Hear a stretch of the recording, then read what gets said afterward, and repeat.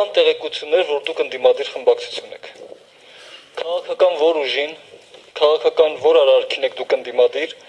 եթե դուք Սերժ Սարգսյանին չեք քննադատում, իսկ Գագիկ Ծառուկյանն ասում, որ Կարեն Կարապետյանն իր ընկերն է։ Հարգելի գործընկեր, ըստ էության սահմանումը իշխանության եւ ընդդիմության այդ ձևակերպումը այնքան հստակ է, որ չեմ էլ կարծում, որ այս լսարանի առջև այդ ձևակերպման մասին խոսելը որքանով է տեղին։ Բայց այնուամենայնիվ միևնույն ժամանակ բարձրաձայն եմ, որ Հայաստանի Հանրապետության ազգային ժողովում ընդունված օրենկանոնակարգում եւս շատ հստակ սահմանումը կա, թե որ քաղաքական ուժն է իշխանություն համարվում եւ որ քաղաքական ուժերն են ընդդիմադիր համարվում։ Եվ մեր կողմից որդեգրած քաղաքական ճանապարհը մենք ըստ էության որևիցե խնդիր չենք տեսնում եւ ինքնանպատակ երբևիցե ոչ անձին, ոչ էլ երևույթների հետ կապված մենք քննադատությամբ զբաղվելու ինքնանպատակ չենք համարել եւ նման զբաղմունքով չենք զբաղվել։ Հարգելի գործընկեր, մենք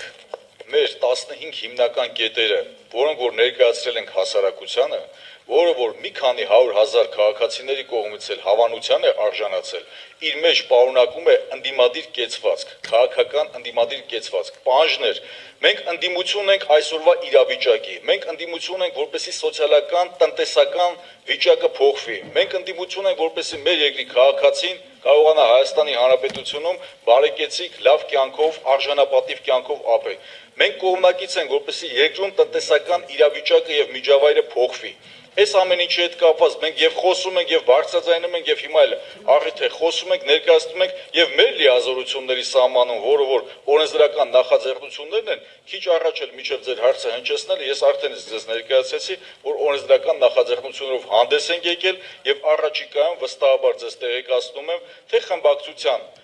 կողմից, որը որ նոր օրենկանոնակարգ այդ հնարավորությունը ընձեռնում է, թե մեր падգամավորների կողմից մենք մի շարք նախաձեռնություններ ունենք, որը որ իր մեջ արմատական փոփոխություններ են պարունակում։ Եվ ձեզ մի բանի մասին եմ ուզում տեղեկացնել, մենք շեշտադրված մասնագիտական հմտությունները կարևորելով, խորքային հարցերը ուսումնասիրելու այս գաղափարները կարևորելով, նաև արդեն իսկ որոշում ունենք այն հիմնական փորձագիտական կազմից դուրս, նաև ունենանք մասնագիտական աշխատանքային խմբեր ըստ անհրաժեշտության, որոնց հետ մենք պարբերաբար պետք է քննարկենք, վերլուծենք ամենատարբեր գործողություններ եւ գործընթացները, որից հետո նոր մենք մեր որոշումները կկայացնենք, թե օրենսդրական, թե հայտարարությունների տեսքով, թե հարցապնդումների տեսքով մենք մեր նախաձեռնությունները կտանենք առաջ։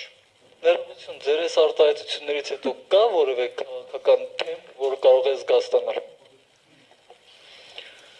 Գիտեք ինչպես, ես ընդհանրապես որպեսզի ավելի առարկայական լինի, ես անցած շաբաթվա քանի որ նաև մենք հավաքվել ենք գործունեությունը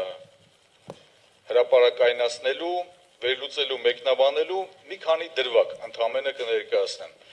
Այն հարցերն ու հարցապնդումները, որոնք որ ներկայացրել են մեր խմբակցության падգամավորները, կառավարությանը մասնավորապես, նույն վերջին միջազգային իրադարձությունների հետ կապված բավականին մեծ արձագանք է ստացել ոչ թե Հայաստանի Հանրապետության տարածքում, այլ նաև Հայաստանի Հանրապետության տարածքից դուրս։ Մասնավորապես Լավշինի մասին է խոսքը գնում։